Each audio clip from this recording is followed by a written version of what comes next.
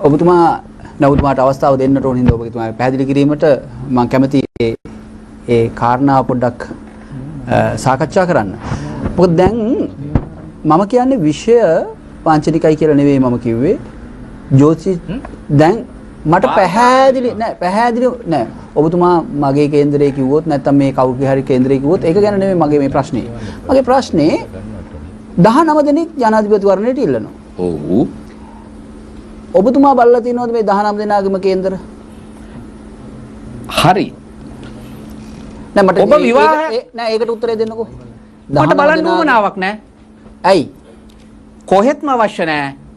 රෝග ලක්ෂණ පහළ වෙනවා නම් තියෙනවා නම් විතරයි ඩෙන්ගු හැදිලාද කියලා පරීක්ෂා කරගන්න කියන දවස් දෙකක් විතර ගිහින්. කොහොමද ඔබතුමා දන්නේ රෝග ලක්ෂණ පහළ වෙලා තියෙනවා කියලා? හරිම ලේසි චන්දන. මහින්ද රාජපක්ෂ මේ වෙනකොට කරන්නේ රස්සාවක්. මහින්ද රාජපක්ෂ කරන්නේ රස්සාවක්.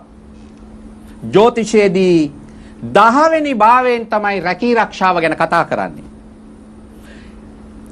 8-12 සම්බන්ධ වෙන මහදසා අතුරු දසා ඇවිල්ලා තියෙනවා නම් ඒ 8-12 කියන කොටු වලට මේ මහදසා අතුරු දසා අය ට්‍රාන්සිට් එකේදී ගෝචර ගමනේදී ගිහිල්ලා තියෙනවා නම් රස්සාව දාලා ගෙදර යන්න වෙනවා.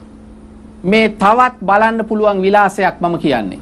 හරි නෑ 8-12 එතකොට අනිත් අයගේ මේ මම කිව්ව දේ බලන්න. ජනාධිපතිවරු එක්කෙනා ඉන්නේ මේ දැන් රාජ්‍ය විචාරන්නේ එයා මේක එයාගේ රස්සාව. ඒ කියන්නේ ජනාධිපති කෙනෙකුට විතරයි ආය ජනාධිපති කෙනෙක් වෙන්න පුළුවන් කියලා. ඒක නෙවෙයි මම කියන්නේ. මෙයාගේ රස්සාව 8 වෙනිදා ඡන්දෙ දෙනකොට 9 වෙනිදා නැති වෙනවද නැද්ද කියලා අපි බලමුකෝ. මේක හරිම ලේසියිනේ මේ මහා ගොඩක් පතරංග ජාතක බලනවට වඩා. ඒ විදිහටයි ඔබ බලන්නේ. ඒ හින්දා ඔබට අනිත් කිසිම අපේක්ෂකයෙක්ගේ ඒව වැඩක් අවශ්‍ය නැහැ. ඒ කියන්නේ කවමදාකවත් එක ගෑණියෙක් කසාද බඳින්න මුළු ලංකාවෙම ගෑනු ළමයි හොයන්න යනවද?